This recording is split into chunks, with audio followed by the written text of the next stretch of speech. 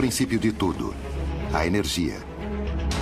A história do ser humano sempre esteve ligada diretamente a ela. Desde a luz solar como elemento fundamental para a criação da vida em nosso planeta, até a invenção da bomba atômica.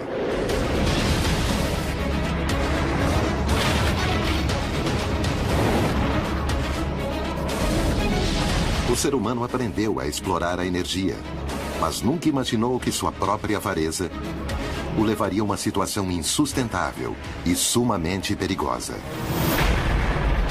Uma situação onde uns poucos controlam os recursos de muitos, ou seja, os de todos. Há muito dinheiro em jogo e, portanto, muitos interesses. A cobiça teria impedido o maior desenvolvimento tecnológico e energético. Há muitos interesses de grandes grupos econômicos frustrados no poder. Pode uma sombra obscura ter ameaçado o destino de homens valentes que tentaram mudar o mundo em que vivíamos? Quem está movimentando os fios de nosso presente? Poderíamos estar vivendo em um mundo muito melhor? Quem tem nosso futuro em suas mãos?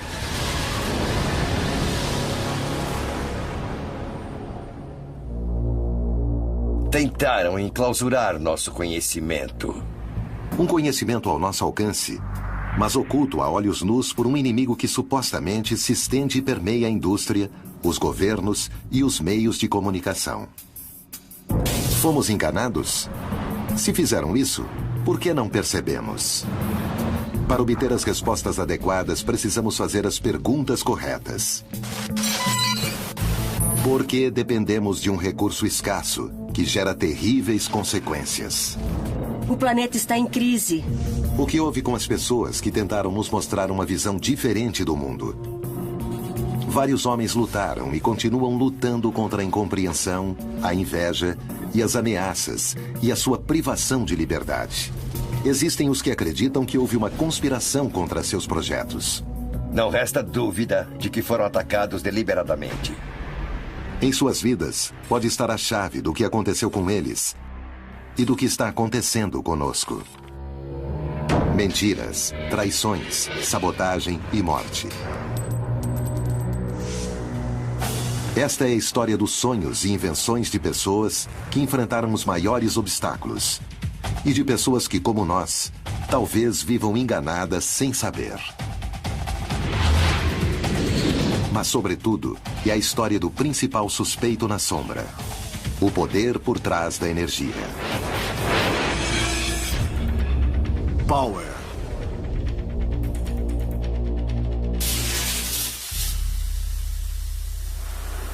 A energia sempre foi poder.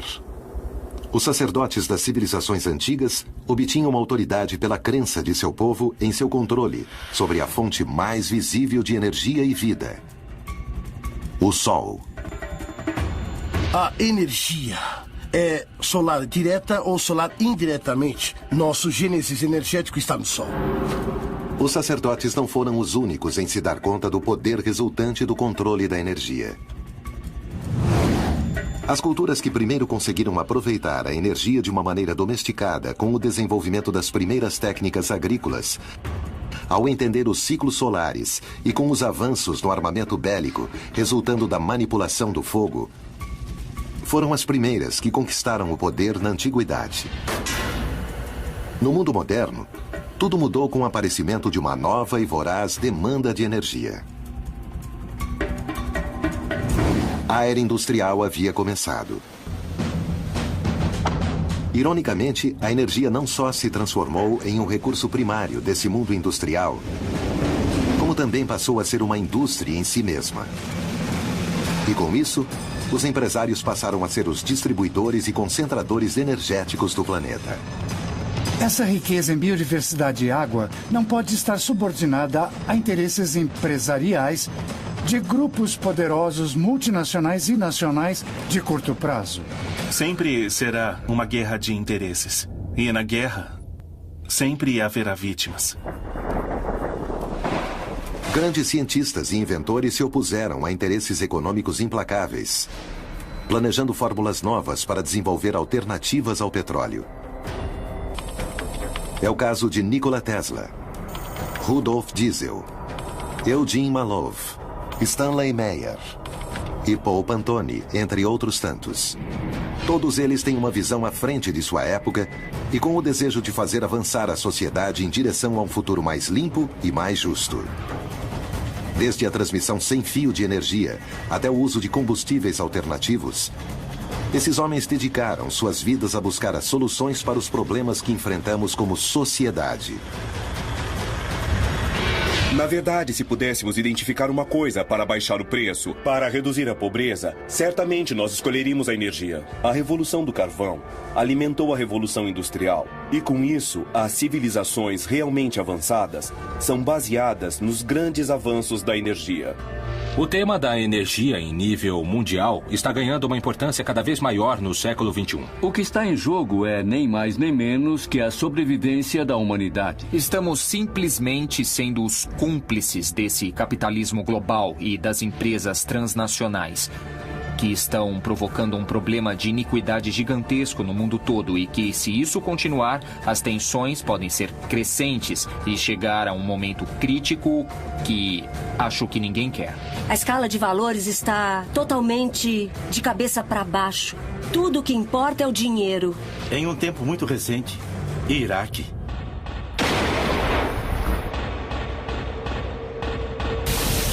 No entanto, existia uma pessoa que estava convencida de que manipular a energia não era uma arma de controle, mas a promessa de um mundo melhor.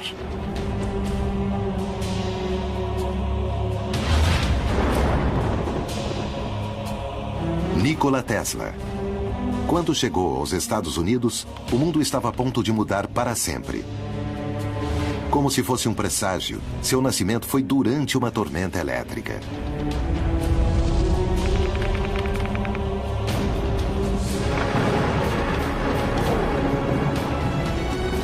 Desde muito pequeno ele tinha visões, era meio místico e se imaginava no futuro controlando a água e controlando a eletricidade. Seu pai era sacerdote e queria que Nikola seguisse seus passos. Ele entrou em crise e esteve a ponto de morrer. Não permitiam que ele sonhasse. Intransigente com a vocação do filho, seu pai fez então um juramento. Se seu filho sobrevivesse, permitiria que ele estudasse engenharia. Tesla ouviu que se ele se recuperasse, poderia fazer o que ele desejasse. E então tomou a decisão de estudar engenharia. Tesla não era um estudante comum. Logo se destacou. E seus professores não entendiam a sua capacidade de realizar operações de cálculo avançado em sua mente. Essa mente poderosa o levou a vislumbrar o futuro. Durante uma visão, Tesla desenhou um diagrama de sua invenção na areia. Logo nasceria a corrente alternada, algo que usamos todos os dias no mundo todo para transmitir a luz elétrica.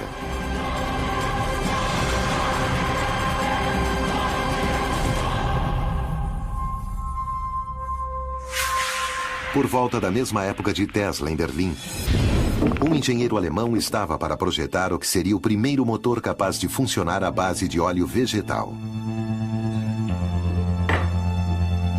Seu nome, Rudolf Diesel. Foi um homem muito dedicado a entender a termodinâmica dos motores de combustão. Uma de suas experiências resultou na explosão do motor em que trabalhava. Diesel passou meses no hospital em recuperação, com ferimentos muito dolorosos.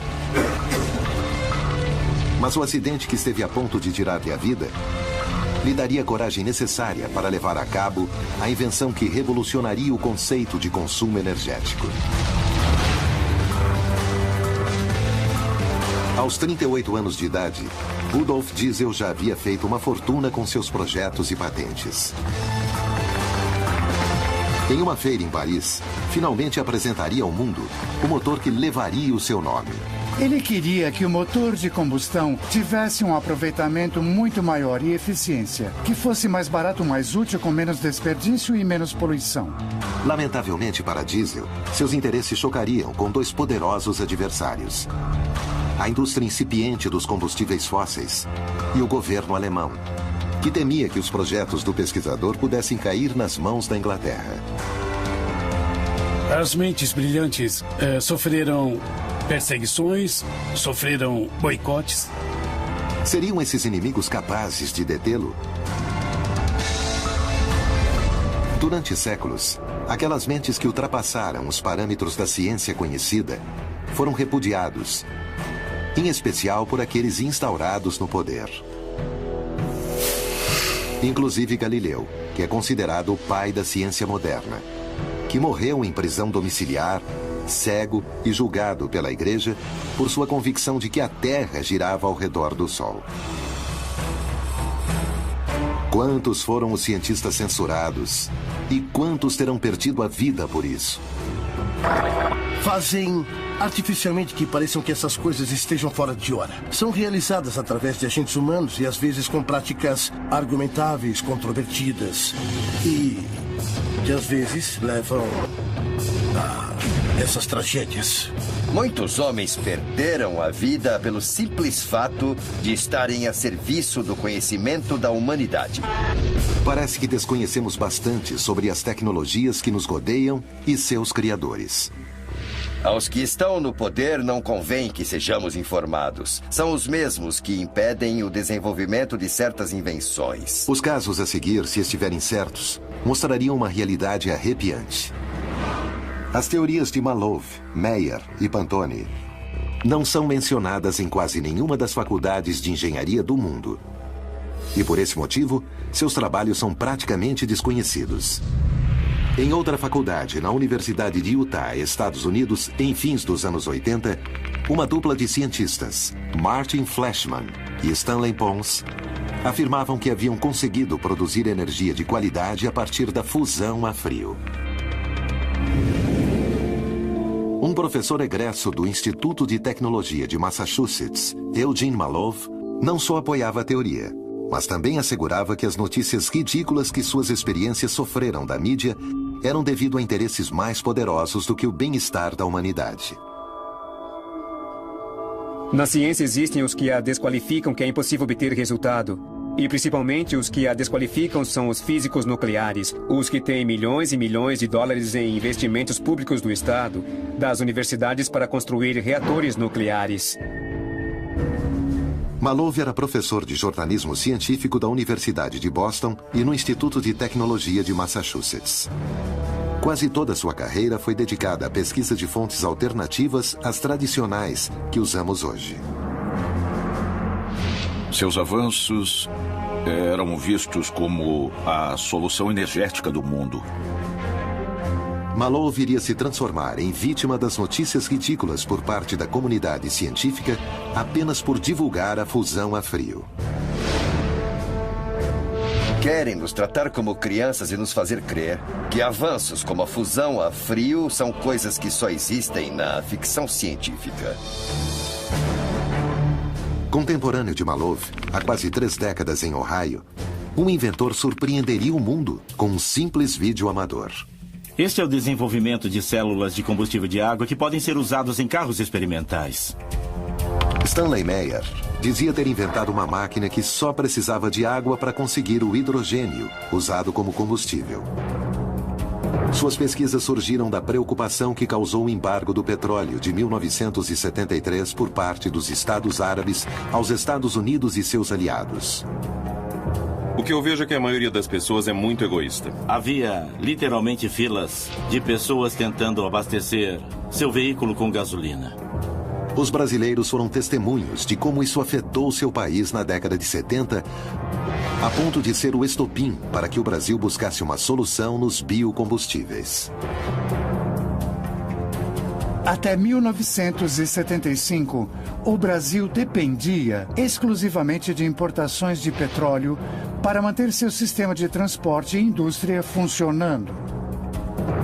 A crise do embargo propiciou, no caso de Meyer, um patriótico desejo de buscar uma alternativa consistente aos combustíveis fósseis, dos quais já se sabia que não poderíamos depender por muito mais tempo.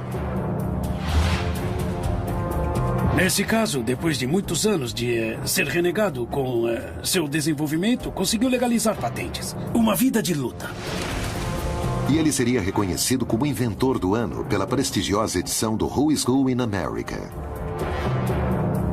Stanley Meyer podia rodar até 150 quilômetros com 1 galão de hidrogênio sem poluir.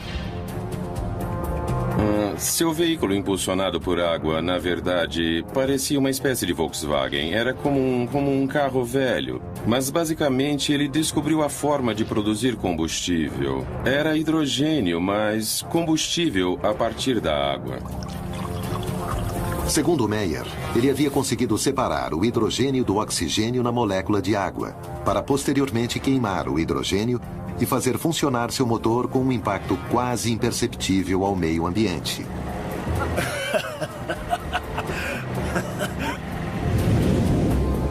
Em algumas escolas do México, está sendo experimentado outro tipo de motores que funcionam também graças à água.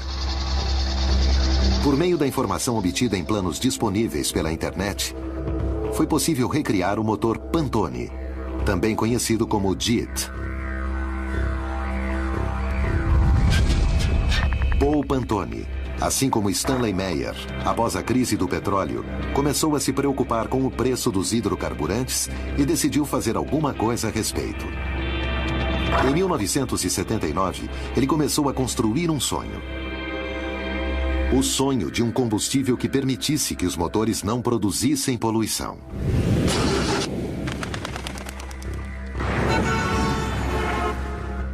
It is a miniature refinery, like I said, that atomically breaks down all the fuel in the chamber so that it's all used as energy, with no pollution. No início dos anos 80, ele terminou seu primeiro protótipo funcional do JIT, o Global Environmental Energy Technology. Está funcionando. O negócio por trás da energia poderia ser afetado por essas mentes brilhantes que tentaram mudar o mundo. Sabotagens, conspirações, torturas psicológicas. Quando o poder se sente ameaçado, apela para qualquer recurso, desde que mantenha seu domínio, inclusive a morte. A avareza dos poderosos fez com que a exploração da energia entrasse em crise. Ameaças, traições e atentados impediram que os projetos em prol de um mundo melhor fossem realizados. Estaremos a tempo de reverter esse rumo trágico?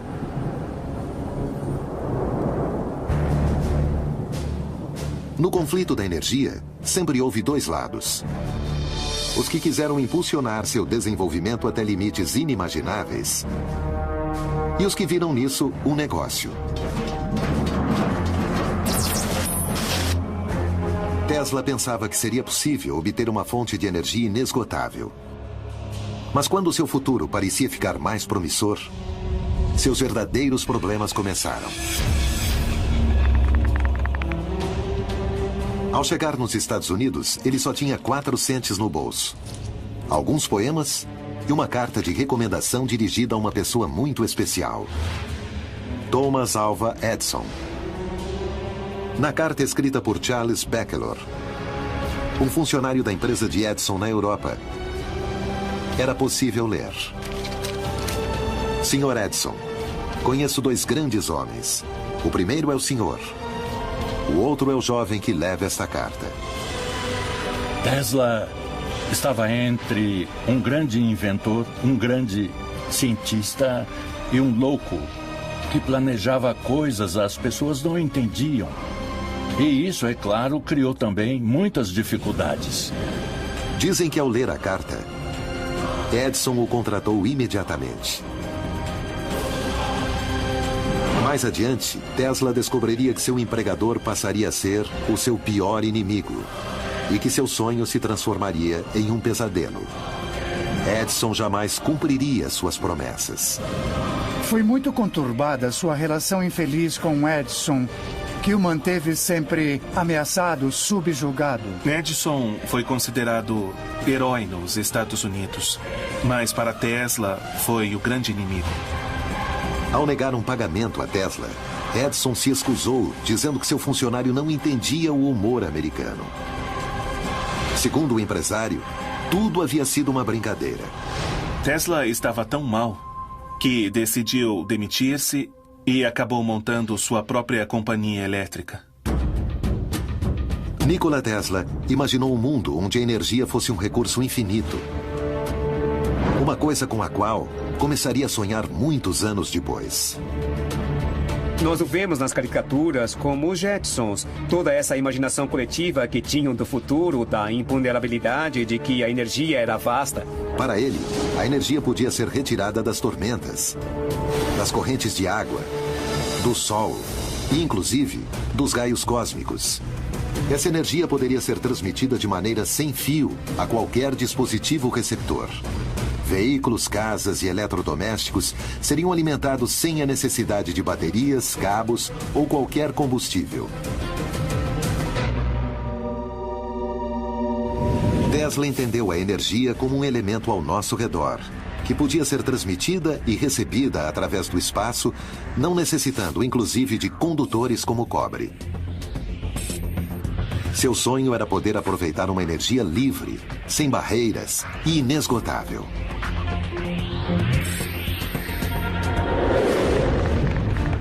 A torre Wardenclyffe, o projeto inacabado de Tesla, capaz de transferir eletricidade mediante ondas eletromagnéticas, caberia agora na palma da mão.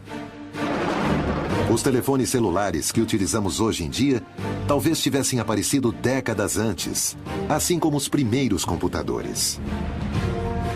Nunca poderemos saber o que teria sido do mundo com Tesla se ele não tivesse sido menosprezado. Mas podemos imaginar. Necessitaríamos da fibra ótica para a internet? Como teria sido o desenvolvimento da rede se seu nascimento tivesse sido sem cabos?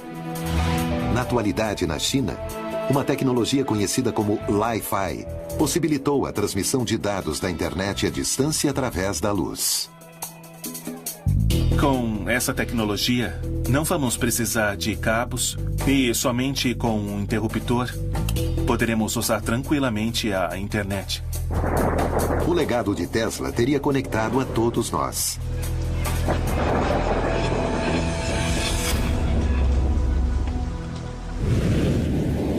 Há casos similares ao de Tesla na América Latina, como do psicanalista brasileiro Norberto Kepp. Esse pesquisador, assim como Tesla, acredita que a energia é algo que nos rodeia. Ele disse que o vácuo é repleto de energia. E o próprio vácuo é a energia. Os planetas, o corpo humano, a matéria não se sustentam no universo por causa de forças intrínsecas à própria matéria. Mas seriam sustentadas por uma energia que envolve a matéria. Dois engenheiros, César Sous e Roberto Frascari, decidiram pôr a revolucionária teoria do Dr. Kepp em prática, fabricando um motor muito versátil, que utiliza a energia que se encontra no ar e a matéria para o seu funcionamento. O motor Kepp pode substituir qualquer tipo de motor. Os que funcionam com velocidade, os que funcionam lentamente, os que têm maior torque, os que têm baixo torque, e sempre com uma eficiência superior. Um motor que vai economizar de 70% a 90% da energia de que o Brasil precisa. O que é que impede ou evita que o motor Kepp seja conhecido e receba maior apoio? Agora nós fazemos isso com nossos próprios recursos e é muito difícil a gente conseguir sócios ou investidores nesse sentido, porque há muitos interesses envolvidos. Imaginem quantos interesses, quantas empresas, quantas multinacionais estariam envolvidas. Parece que as dificuldades encontradas por esses pesquisadores são sempre as mesmas. Suas descobertas são vistas mais como ameaças do que como avanços. Temos uma fonte de energia que é inesgotável, que não é poluente. Na América Latina, uma descoberta pode estar à altura ou inclusive superar em sua revelação as anteriores. Arturo Solis, um médico mexicano, conseguiu patentear uma bateria que funciona graças a um processo natural praticamente desconhecido. descobriu uma reação química que era desconhecida no ser humano, mas que é uma fonte de energia que é praticamente infinita. Porque a melanina, na presença da luz e da água, produz eletricidade durante centenas e centenas e centenas de anos. Considerada comumente como um pigmento, a melanina pode conter a chave do futuro? A primeira vez que pude acender um LED com baterias de melanina foi em 2006. E esse LED continua aceso dia e noite. E está aceso e continuará, já que a melanina é a substância mais estável que se conhece. Como isso poderia chegar a afetar nosso mundo? O que precisa de energia, podemos corrigir com a energia da fotossíntese. Na realidade, todas as fontes de energia são úteis, mas esta vai nos permitir, pela primeira vez na história da humanidade, iluminar a Terra sem aquecê-la. E isso muda totalmente o panorama. Por que, então, não foram feitas mais pesquisas neste campo?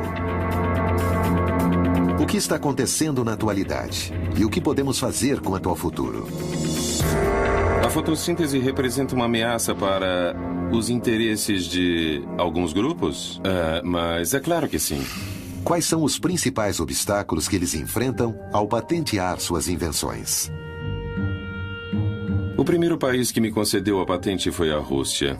E foram 4 anos.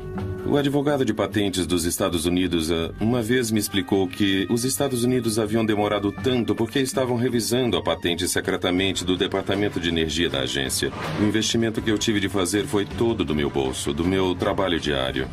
Assim como esses pesquisadores latino-americanos, Tesla acreditava que a meta final devia ser o bem-estar humano.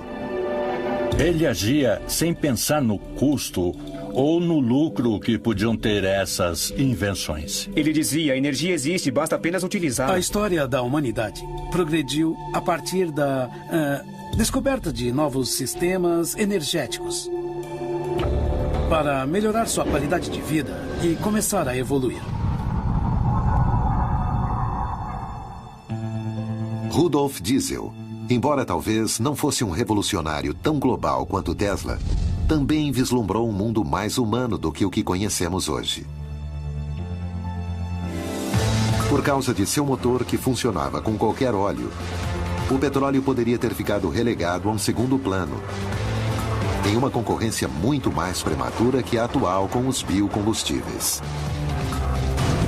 As energias fósseis são consideradas energias sujas, entre aspas. A exploração, a pesquisa, geram impactos ambientais adversos muito importantes e para a saúde também. Existem incertezas sobre a gravidade de tais efeitos, mas serão extremamente graves. O problema principal é que, assim como a AIDS, cometemos o erro agora, mas pagaremos muito mais tarde.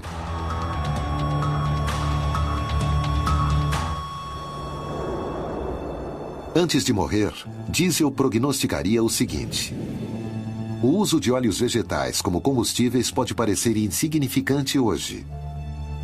Mas esses óleos podem se transformar com o tempo em combustíveis tão importantes quanto o petróleo ou o carvão o são em nossos dias. O próprio Diesel chegou a fazer alguns ensaios, alguns testes com o óleo de amendoim. O mundo de Diesel teria sido similar ao Brasil atual, com uma matriz energética diversificada e balanceada entre os hidrocarbonetos e os biocombustíveis. Nós temos a produção de combustíveis líquidos como etanol, como biodiesel, que são produzidos dessa forma sustentável. Indubitavelmente, se diesel tivesse recebido o apoio de quem precisava, teria transformado o uso da energia, porque teriam utilizado óleos vegetais em vez de petróleo.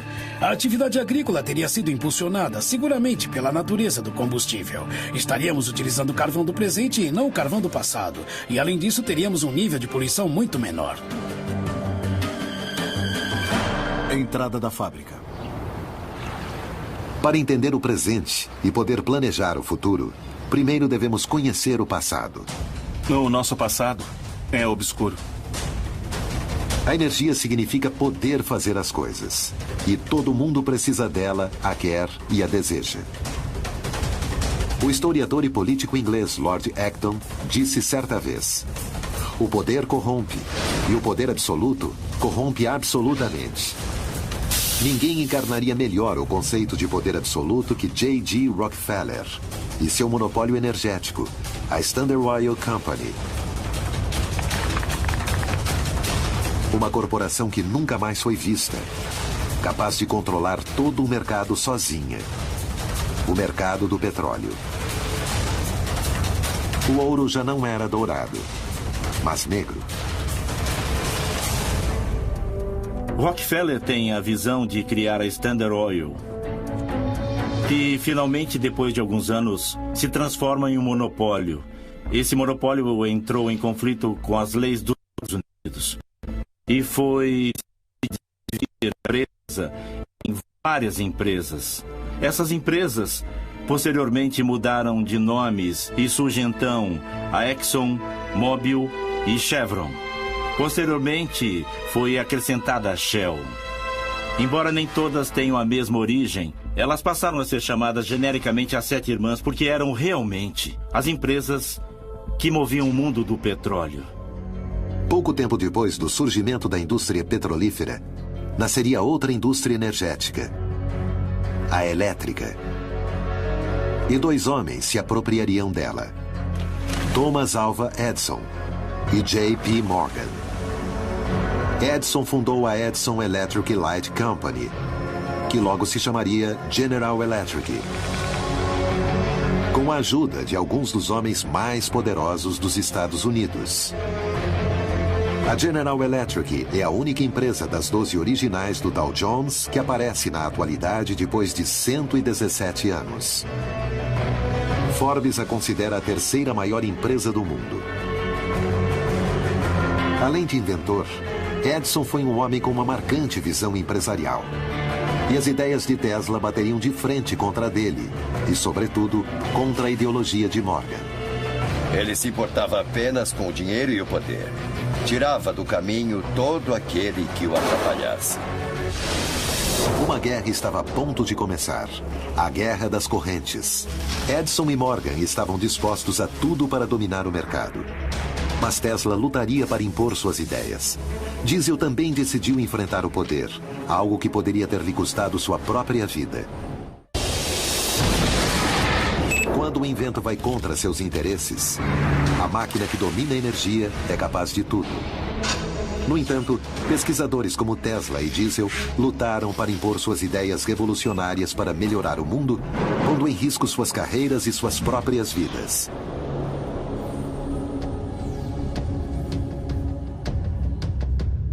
A história nos tem mostrado como foram formados grupos de interesses ao redor de tudo aquilo que é um recurso, como o petróleo e a eletricidade. Há muitos motivos pelos quais é muito difícil progredir no que se chama pesquisa e desenvolvimento. Os desentendimentos entre Edison e Tesla constituíram um claro exemplo das dificuldades que os inventores podem chegar a sofrer. A relação entre eles se torna muito difícil quando Tesla cria o sistema de corrente alternada. A princípio, Edison não lhe dava muita atenção. Sua soberba o impediria de prever o que estava a ponto de acontecer. E a história diz que ele estava trabalhando, fazendo furos em Nova York para estender os cabos de máquinas de corrente direta de Edison. Tesla não suportou nem o caráter, nem as tarefas, nem o trabalho para o qual o haviam designado. Então ele se demitiu. Tesla obteve ajuda de um engenheiro empresário que acreditou nas vantagens de seu invento, George Westinghouse. As vantagens que oferecia a corrente alternada em comparação com a direta eram enormes. E Thomas Alva Edison começou a sentir que perdia terreno diante de Tesla.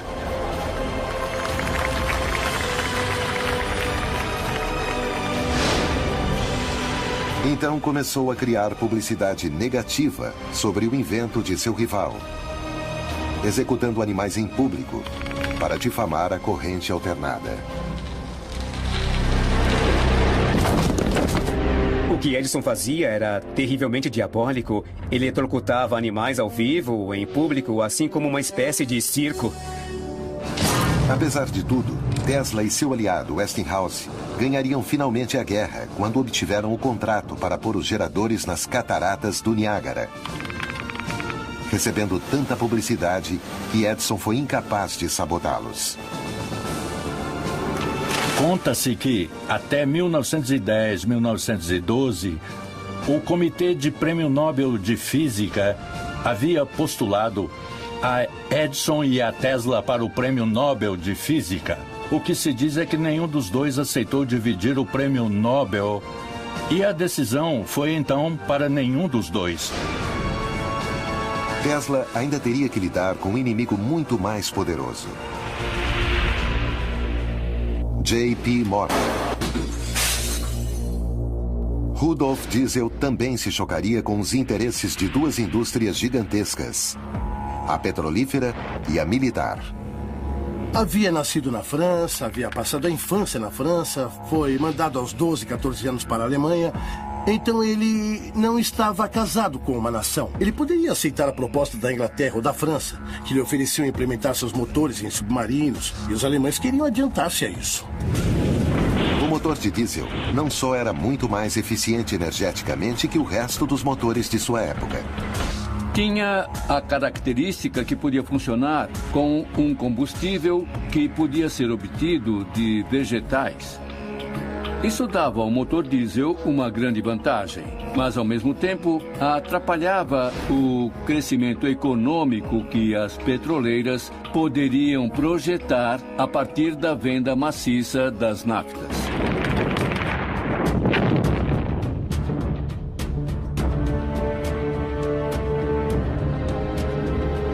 A Primeira Grande Guerra estava a ponto de ser conflagrada, e os interesses pela produção de motores eficazes para caminhões, tanques e barcos eram prioritários.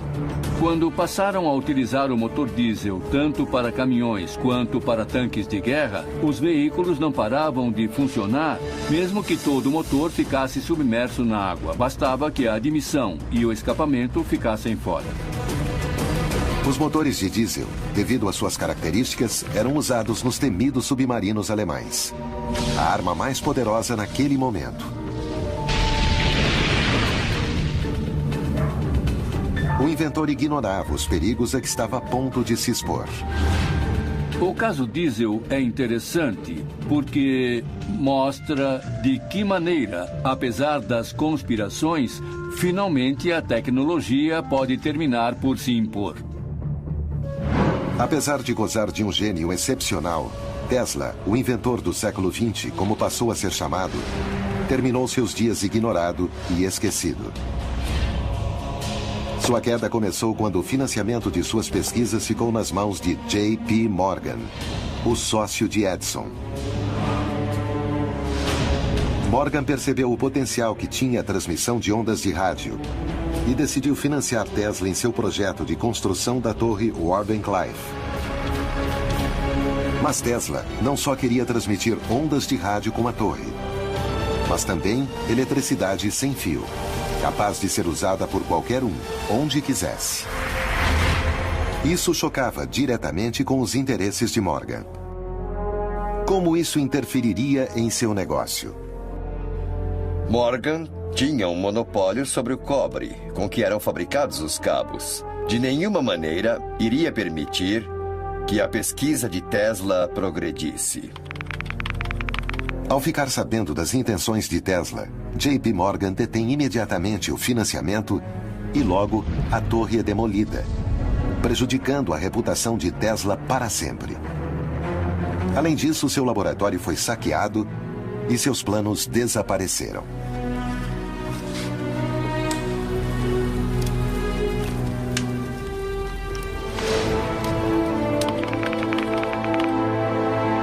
Tesla passou seus últimos anos marginalizado pelo mundo da ciência.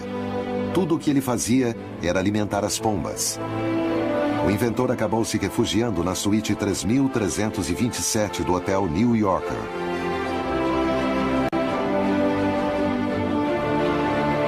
Aos 86 anos de idade, morria na suíte do hotel, completamente sozinho. Em tal condição, falecia um dos mais brilhantes cientistas contemporâneos.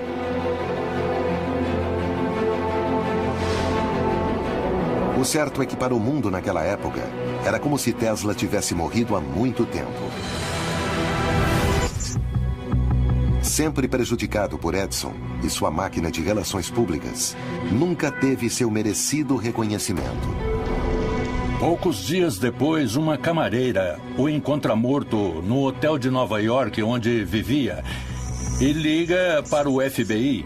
Naquela época, Hoover era o diretor do FBI e ele ordena que todos os pertences de Tesla sejam recolhidos imediatamente.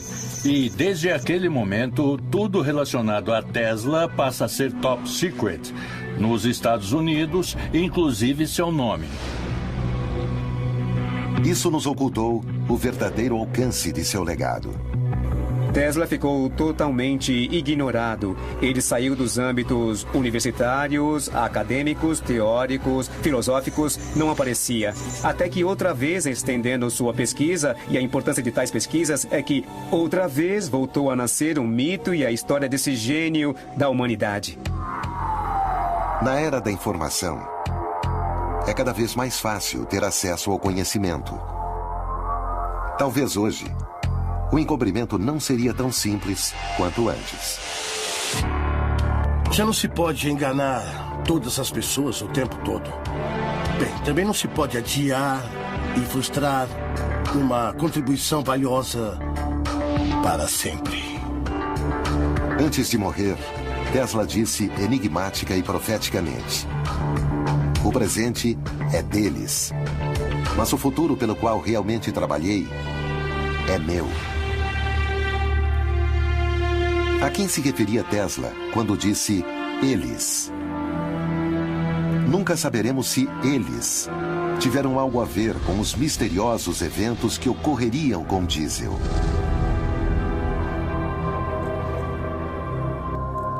Rudolf Diesel subiu a bordo do vapor Dresden com a intenção de reunir-se com empresários que fabricavam seu motor em Londres.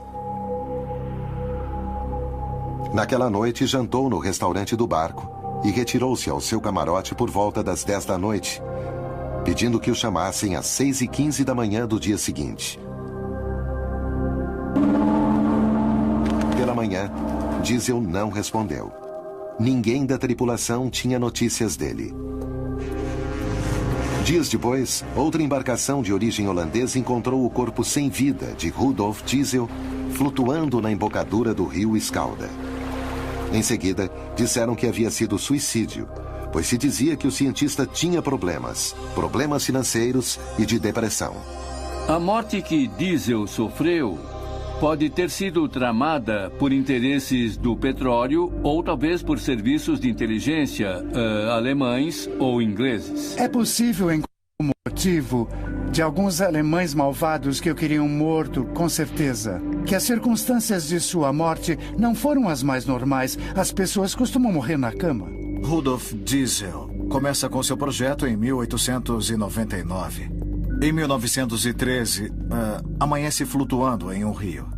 Então, não há muito o que pensar, não, dos grandes interesses que existem no petróleo. O certo é que ele desapareceu, mas sua vida não.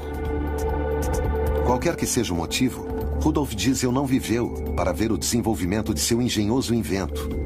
E nós jamais poderemos saber qual de suas teorias é certa. Antes de morrer, Diesel deixou por escrito sua visão de um futuro em que o petróleo não seria a indústria dominante. Ele viu um futuro com combustíveis alternativos. Uma visão que é amplamente compartilhada por especialistas na América Latina. A América Latina tem a matriz energética mais limpa do mundo. Mas o motor de diesel, em princípio, funcionava com uma ampla variedade de combustíveis. Após sua morte, os motores diesel só se desenvolveram para funcionar exclusivamente com derivados do petróleo. Casualidade? Conspiração? Ou oportunismo? Um multimilionário se suicida, cai no rio. Isso tudo pelo dano que o dinheiro ia lhe causar? Não, eu acho que a teoria da conspiração é muito bonita, muito romântica e muito atrativa e que deve ser explorada. Mas não temos nenhuma prova, não tivemos nunca nenhuma confissão de um alemão, não tivemos nunca nenhum testemunho de nenhum fato criminal. Alguém o empurrou pela borda ou talvez ele tenha saltado. Não sabemos. Talvez nunca saibamos a verdade do que aconteceu a Diesel. Mas sabemos que ele não foi o único que sofreu um destino misterioso e trágico. Defensor da fusão a frio e da energia livre, Eugene Malov também teve um final tão dramático quanto suspeito. Por que certos inventos progridem e outros não? O que há por trás das mortes de alguns pesquisadores? A história da energia está marcada por traições, sabotagens, vítimas fatais e uma grande dúvida: quem controla realmente nosso destino? O poder que as grandes indústrias energéticas controlam conta com uma capacidade econômica descomunal. Seríamos capazes de reagir contra uma máquina assim? Pode alguém demonstrar sua existência? Eu acho que é uma conspiração contra o interesse do público em geral.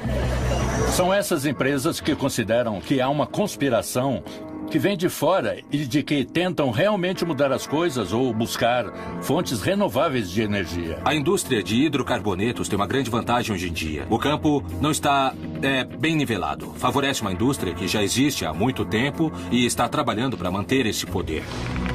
O que pode fazer um único indivíduo contra uma máquina assim tão grande e eficaz? É provável que esse indivíduo não consiga mais do que acabar na falência, desacreditado. Eugene Neff Malov tentou reverter a forma com que concebemos a produção energética. O futuro era, segundo ele, a fusão a frio, uma reação nuclear à temperatura ambiente, onde dois núcleos atômicos se fundem para formar um maior, liberando uma grande quantidade de energia. Isso supõe uma fonte de energia inesgotável, econômica, limpa e ao alcance de todos. Malov defendia a fusão a frio conseguida por Stanley Pons e Martin Fleischmann. No ambiente universitário, etc., foi uma grande comoção. Em condições diluídas e com um sistema muito doméstico, eles conseguiram demonstrar e publicar que se gerava uma energia com um fenômeno de fusão de hidrogênio e hidrogênio a hélio, mas que ocorria em forma diluída, com os hidrogênios que estavam na água. O mundo, asseguravam, seria um lugar completamente diferente. Uma dona de casa seria capaz de produzir em seu lar uma enorme quantidade de energia de forma segura, barata e limpa. Seria como ter um reator nuclear, do tamanho de uma caixa de sapatos, abastecendo a todas as necessidades de uma família média.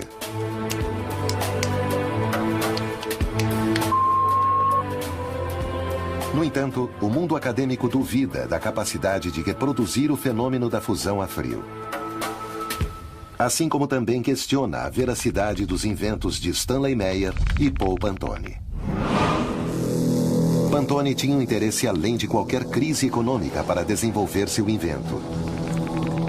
Muito tempo antes de transformar-se em um tema tão popular como em nossos dias, Paul já pensava em conseguir um processo de combustão que reduzisse a poluição.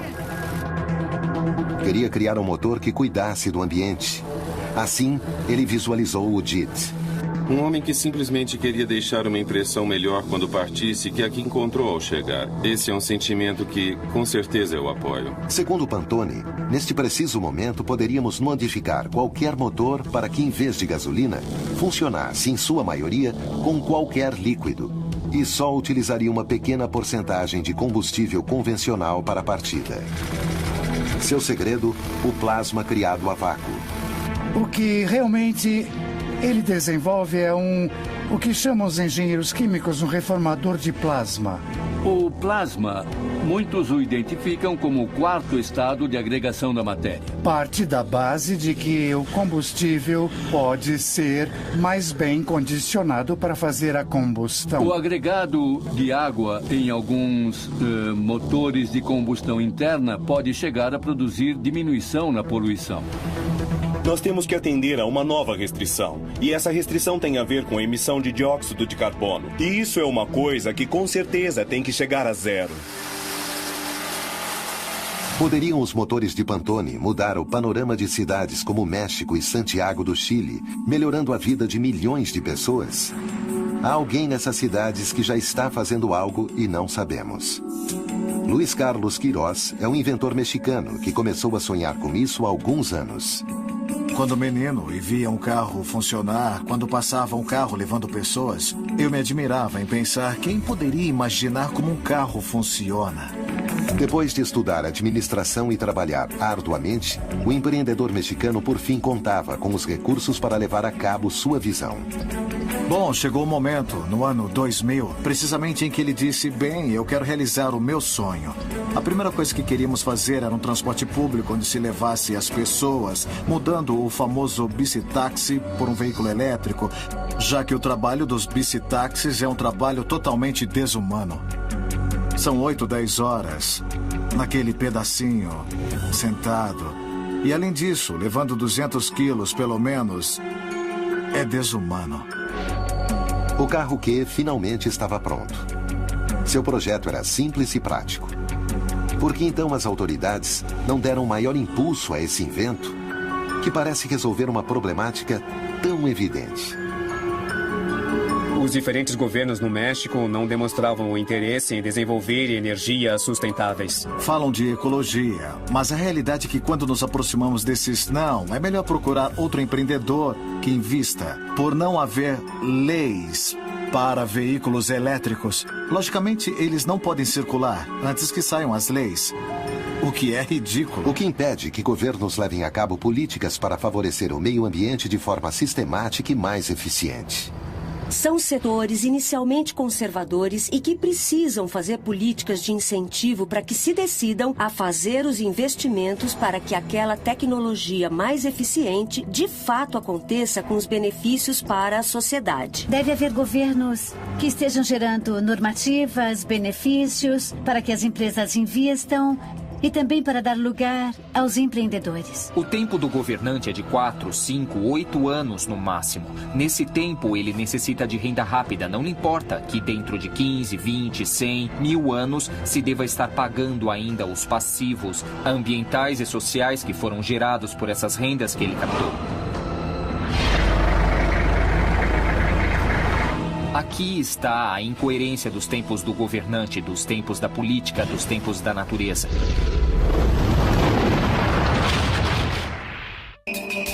No caso de Eugene Malov, ele denunciava que uma comunidade científica com fortes interesses havia feito todo o possível para menosprezar, através da mídia, sua campanha a favor da fusão a frio.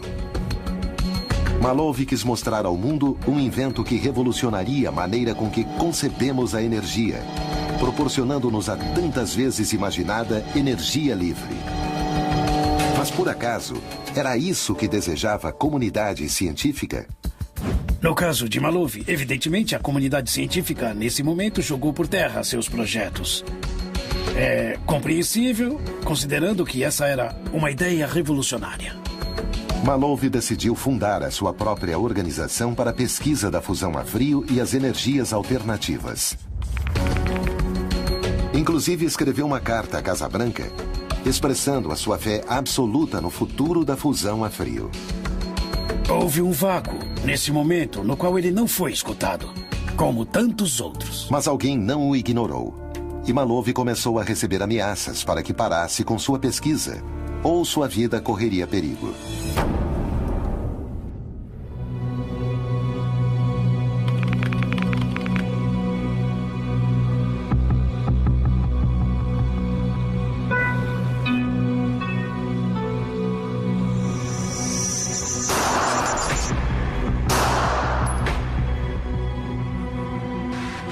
Eugene Malov foi assassinado a sangue frio. Horas mais tarde, encontraram sua Dodge Caravan abandonada em um estacionamento em Preston. A polícia informou que havia evidências de resistência, o que indica que Malov enfrentou seus agressores. O caso foi considerado como intenção de roubo. Será casualidade que nada da casa tenha sido roubado? Seus avanços eram vistos como a solução energética do mundo e, por motivos desconhecidos, ele foi morto. No mínimo, afetou certos interesses. Eles tentaram tirar Malov dali e levá-lo para outro lugar.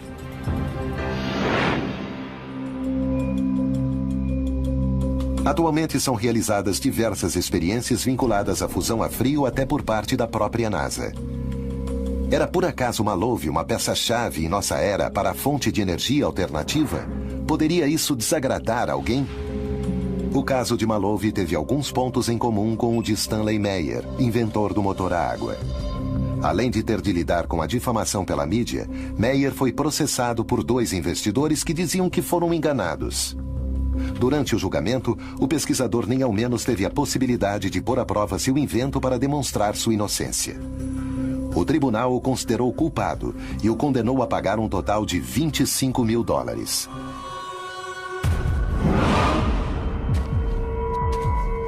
Segundo Meyer, um personagem obscuro, representando interesses do Oriente Médio, aproximou-se dele com uma proposta. Ofereceram a extravagante soma de $1 bilhão em troca da venda da sua patente para, em seguida, fazê-la desaparecer. É difícil falar porque você pode pensar também que não desenvolver uma tecnologia nova, você pode estar deixando de ter um mercado novo de um produto com um valor superior e que você poderia, inclusive, ganhar mais. Mas para Meyer, sua invenção do motor a água era um aporte para a humanidade, não um negócio. Assim, ele recusou as ofertas. A partir daí, Meyer denunciou que recebia ameaças telefônicas.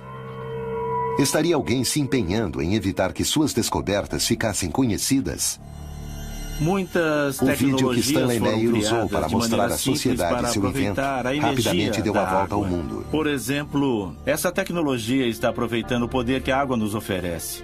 Este injetor de água que nós vemos aqui hoje nos dá uma forma muito econômica de conversão e faz com que um automóvel convencional funcione com água normal.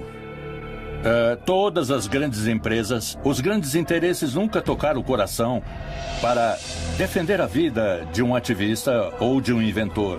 São perseguidos, assediados e mortos. O motor a água, criado por Meyer, poderia ter revolucionado o cenário energético mundial. Talvez por isso seu desenvolvimento foi truncado pelo dramático destino de seu inventor.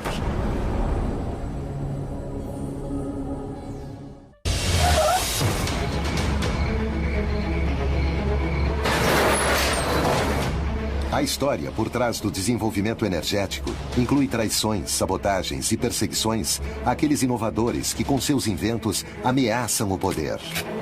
Esses pesquisadores sempre sofrem misteriosos acidentes. Há uma conspiração contra aqueles que querem melhorar o mundo? Até onde é capaz de chegar o poder quando se sente em xeque?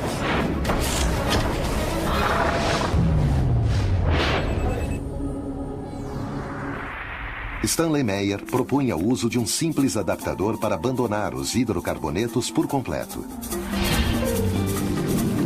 Através de um processo de eletrólise, as moléculas da água se separariam, liberando o hidrogênio para ser usado como combustível. Só havia um pequeno problema com a sua criação. Ela violaria as leis da termodinâmica. Algo que não o impediu de desenvolver seu invento e, inclusive, fazer demonstrações em público. Um carro que se alimenta de água e que não consome combustíveis, acho que afeta interesses brutais e paradigmas energéticos, com repercussões que, no mínimo, teria mudado todo esse cenário energético que, hoje em dia, estamos padecendo e estamos contaminando.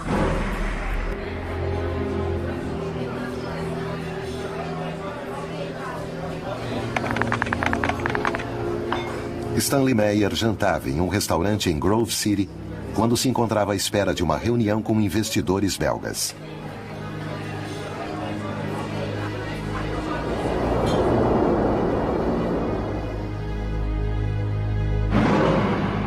Talvez ele não tenha sabido entender de alguma maneira que a sua sentença de morte poderia significar esse choque de sistemas que ele propôs. Foi um erro, talvez político. De acordo com a versão dada por testemunhas, em pleno jantar, Meyer sentiu-se sufocado. deu um salto em seu assento e fugiu para o exterior do restaurante, gritando que o haviam envenenado.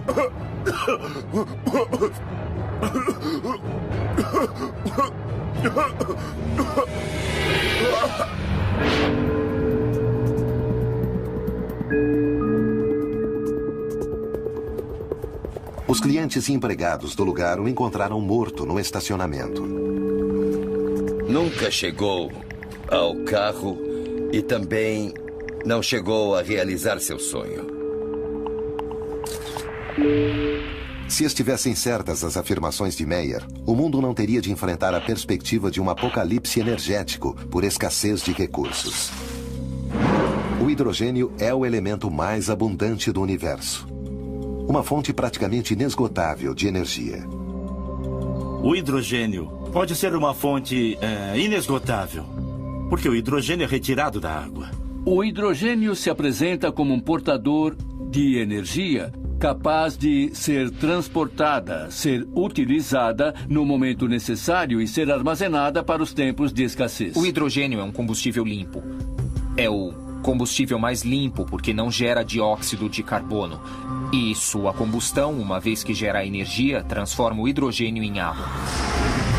Somos conscientes do que acontece ao nosso redor? Foram desacreditadas tecnologias mais avançadas que as que temos à nossa disposição? Nesse caso, quem financiou os estudos científicos que as desautorizam? Temos pesquisado de onde vêm esses estudos, quem está pagando para que os cientistas participem de tudo isso. E isso sai de uma indústria. Talvez veja a indústria do combustível renovável como um desafio. Do que nos privaram? Por que nossos governos não disseram nada a respeito? É muito fácil sentar-se e ter o tempo todo muitíssimo dinheiro, receber todos os dias muitíssimo dinheiro de petróleos mexicanos como parte de seu orçamento e o resto importa muito pouco. E é aí que estamos realmente envolvidos na América Latina e que claramente há grupos que estão no poder, que preferem o lucro rápido sem levar na devida consideração os custos ambientais e sociais que muitos desses projetos podem ter. O que aconteceria se os pesquisadores recebessem grandes somas de dinheiro para desenvolver seus inventos? Se houver algum lucro, as coisas se fazem sem nenhum problema. A candidatura brasileira à Copa do Mundo resultou que em Brasília fosse construído o primeiro estádio de futebol totalmente autônomo em termos energéticos e com zero de emissões. Este projeto tem uma característica única. Eu creio que, no atual momento, talvez seja o mais importante estádio até então construído. A nossa preocupação foi desenvolver uma arquitetura que reduzisse todos os custos para a manutenção do estádio, e isso ao longo de todo o tempo. O estádio se abastece de energia solar. Além disso, uma membrana no teto se encarrega de reter a poluição que é produzida no lugar. Suas zonas verdes se abastecerão de água recolhida da chuva. E todos os seus espaços estarão habilitados de maneira que entre grande quantidade de luz natural. Por isso é que eu afirmo que realmente esse projeto é hoje, sem sombra de dúvida, o mais moderno, o mais, tecnologicamente falando, o mais completo. Talvez nas próximas Copas do Mundo e, Olimpíadas e etc., isso possa ser incorporado nos novos estádios. Segundo se fala sobre Paul Pantone, quando ele criou seu processador multicarburantes, JIT, se viu rapidamente angustiado por uma série de manobras legais para acabar com seus avanços.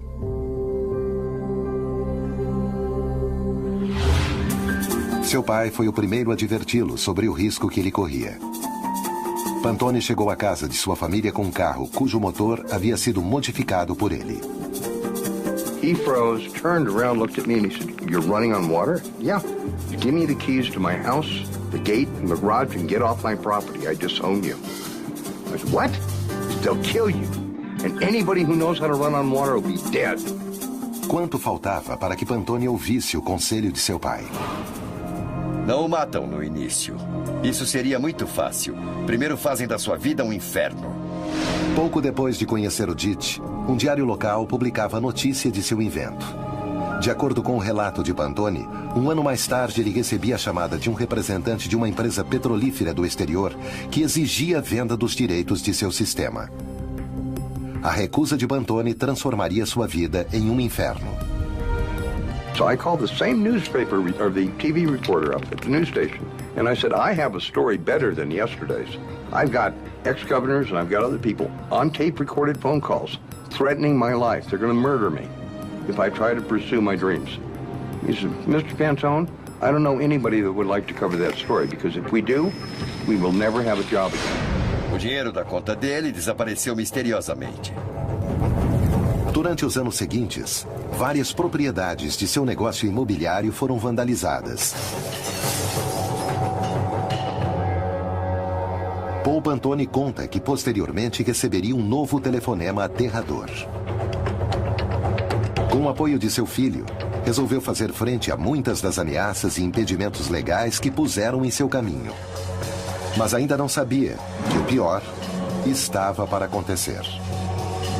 A história diz que seus sócios acabaram enlameando a empresa em desenvolvimentos não muito santos.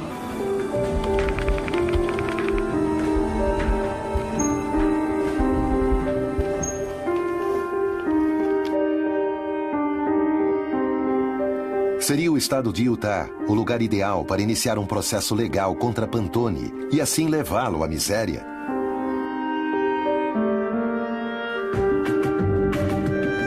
Imediatamente o privaram dos seus direitos civis. Tesla, Pantone, Diesel, Malov, Meyer. Valeu a pena o esforço desses homens em enfrentar as adversidades ou os inimigos que se opuseram aos inventos revolucionários e que alcançaram seu objetivo obscuro? A energia sempre foi um recurso-chave na história do homem. No entanto, tecnologias que melhoram seu uso muitas vezes são menosprezadas pelos que controlam a indústria. Vivemos em um engano monumental. Após criar um revolucionário motor ecológico, Paul Pantone conheceria na própria carne o perigo de ameaçar o poder por trás da energia.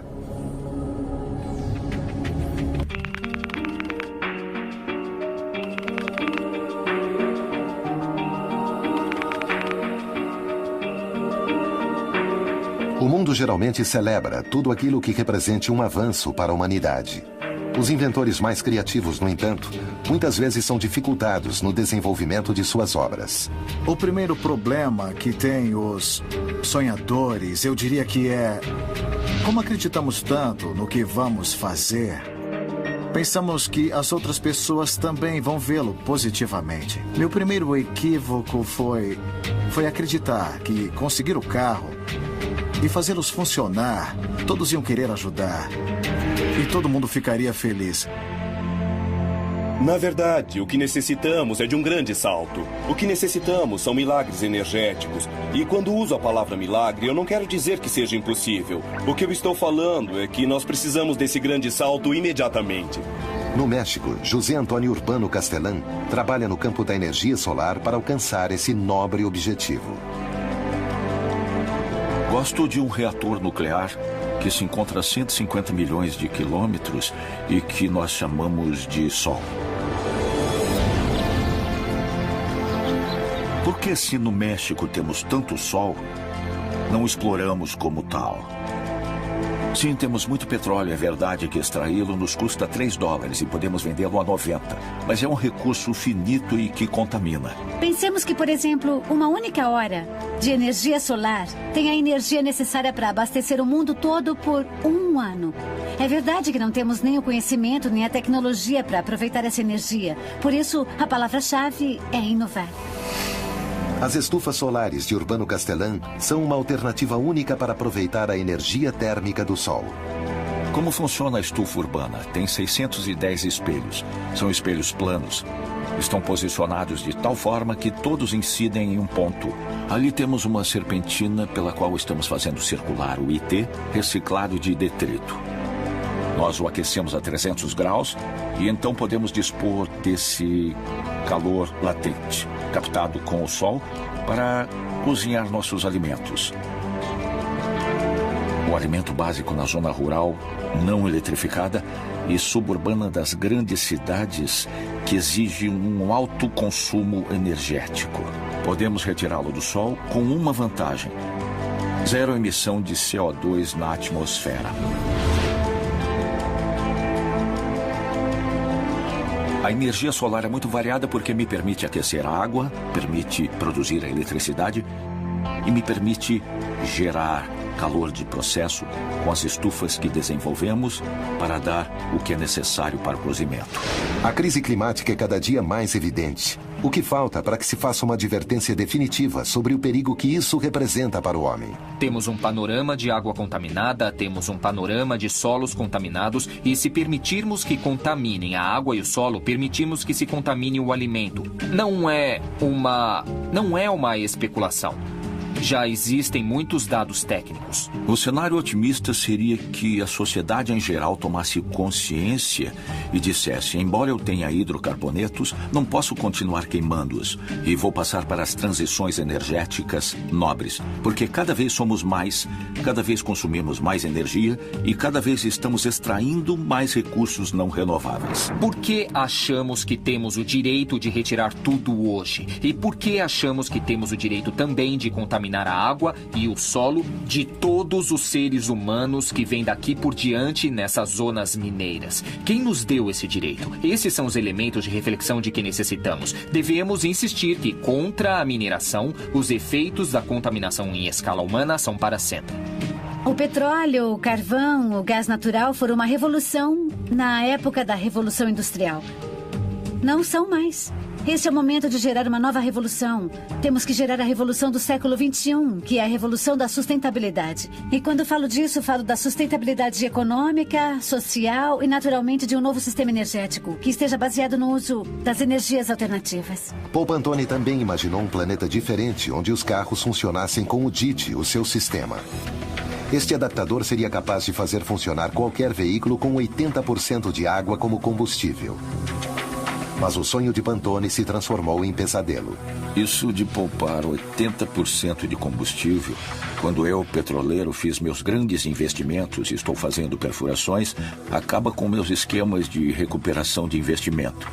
Então começo a subjugar Pantone como um louco para que sua ideia comece a afundar. Os testemunhos próximos a ele contam uma experiência arrepiante, talvez a maior de todas. A forma pela qual foram tratados, a forma com que Paul Pantone foi tratado, para mim, é uma abominação. Seu destino foi o pior lugar em que um homem pode terminar. Um hospital psiquiátrico. Os médicos determinaram que deveriam medicar Pantone.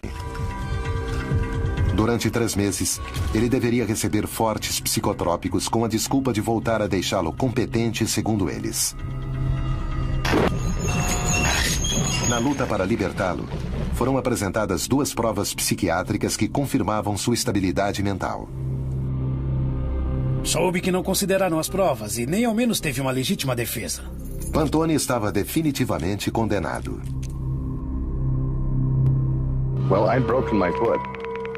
On about the 3rd month I was there. And instead of fixing it, they just put me in a wheelchair. When I couldn't walk anymore, that was it. Put him in a wheelchair. Still didn't want to fix it. They drilled out every tooth. Then they had to go in and cut the gums. And when they saw teeth growing in again, they got really upset. So then they took me to a surgeon, and they ground down the bone, and then sewed it all back up. Ele sofreu muitas pressões e várias torturas psicológicas. E terminaram fazendo com que ele merecesse o lugar onde estava. Embora resistisse e não tomasse seus medicamentos por temer ver afetadas suas faculdades mentais, o futuro de Pantone se desenhava nele. Pressentia que não ia durar muito mais tempo. Toda a esperança parecia perdida. Finalmente, seu filho David conseguiu chamar a atenção de um senador. Ao ver a falta de assistência médica e as condições em que Pantone se encontrava, o congressista entrou imediatamente em ação.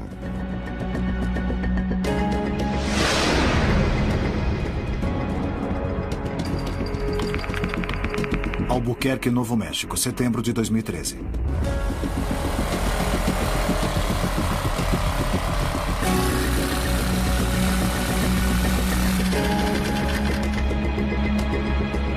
Isso vai na minha mesa, no lado direito.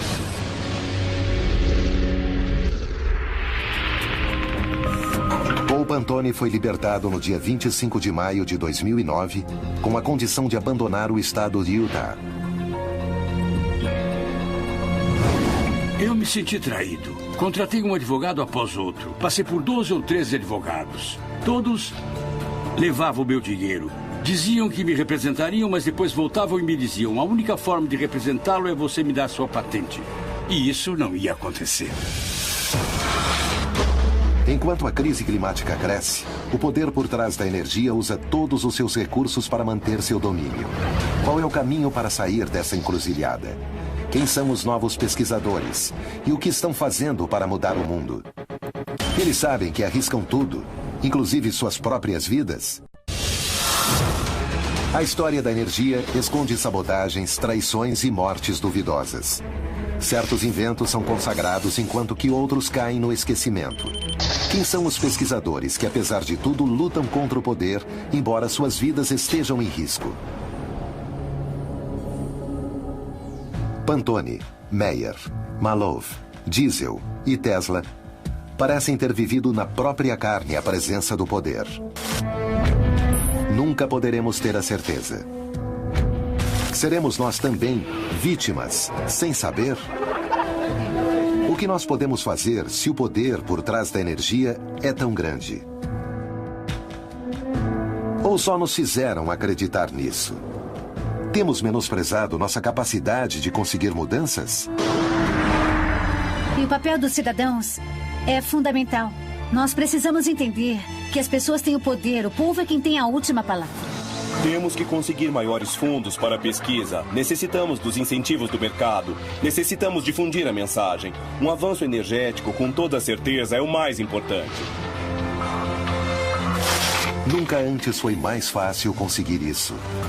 Graças a tecnologias digitais, o fluxo de informação é tal que a censura é praticamente impossível. Mas entre tanta informação, onde procurar? Por onde começar?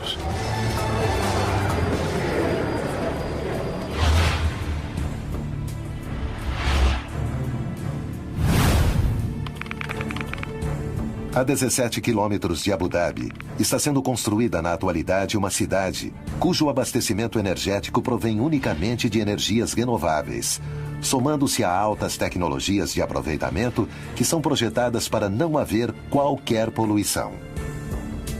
Exemplos como o da cidade de Masdar seriam muito interessantes se pudessem ser reproduzidos em todo o mundo. Estima-se que 90% da eletricidade que se use será solar. E o resto será gerado por meio de incineração de dejetos. Os carros tradicionais serão substituídos por carros elétricos.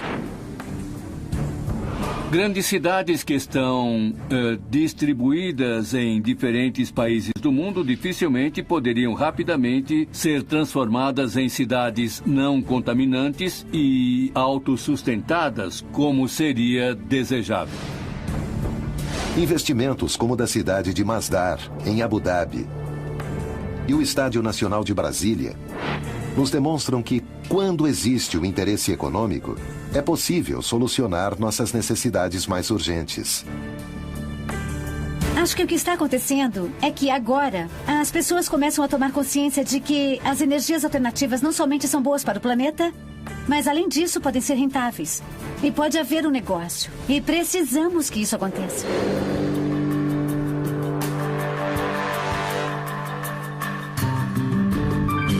Estamos às portas de poder conquistar essa massa crítica.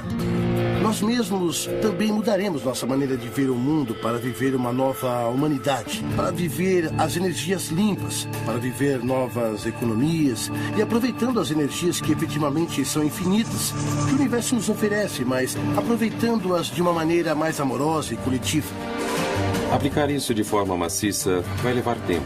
Vai ser um tempo muito bem empregado. E, além disso, muito interessante porque estamos abrindo um novo panorama, completamente diferente. Temos novos desafios para resolver para os próximos 1000 anos. Na verdade, nós somos o problema. Somos nós que geramos a crise ambiental. E é importante tomar consciência disso. Não há como jogar a culpa nem nas empresas, nem nos governos. Somos nós. O importante é assumir essa responsabilidade. Porque os governos fabricados por essas empresas, por exemplo, quem os usa? Somos nós. Então, nós somos o problema, mas também somos a solução. Há pessoas, pelo que sei, que baixam planos da internet e os aplica e funcionam. Na verdade, com muitas inovações também acontece isso. Assim, não é nada melhor que democratizar os conhecimentos dessa maneira.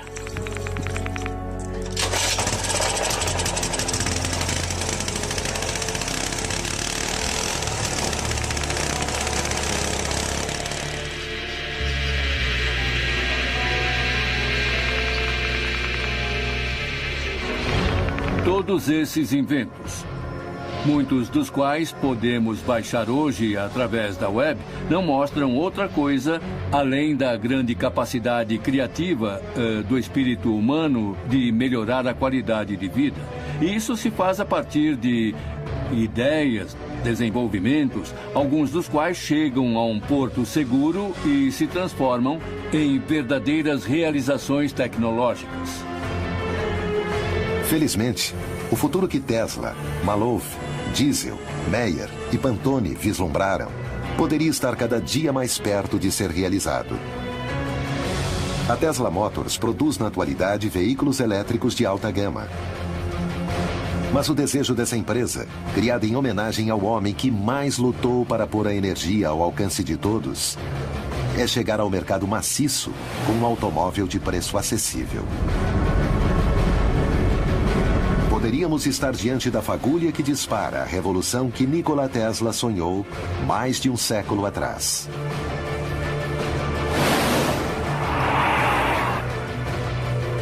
Eu costumava participar de um jogo com meu filho menor, David. Eu lhe dizia, preciso que você me diga qualquer invento que você imagine, qualquer coisa que se lembre. Diga-me uma coisa muito original a partir da sua imaginação. Eu fiz isso até ele completar 11 anos e meio. Ele não só me deu 21 inventos em 10 minutos, mas também me contou como seriam os comerciais para lançar cada um. Meu Deus, que foi que eu criei? Eu perguntava a mim mesmo, se era possível fazer com que uma criança de 11 anos lance ideias sem mais nem menos? Por que não estamos animando as crianças a serem inventores, em lugar de dizer-lhes que só podem fazer o que diz o livro? Talvez, como enunciam, o futuro será muito diferente do que a humanidade sonha. Os transportes serão outros. As economias e os governos sofrerão mudanças. E as energias limpas ganharão terreno. O importante é saber que no universo, a energia reina em tudo, inclusive no homem.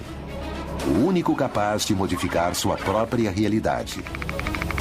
Poderemos algum dia encontrar uma fonte de energia que substitua o petróleo? Que destino terão os que dedicam sua vida a pesquisar teorias que vão contra os interesses mais poderosos? As dúvidas crescem, mas o tempo está acabando.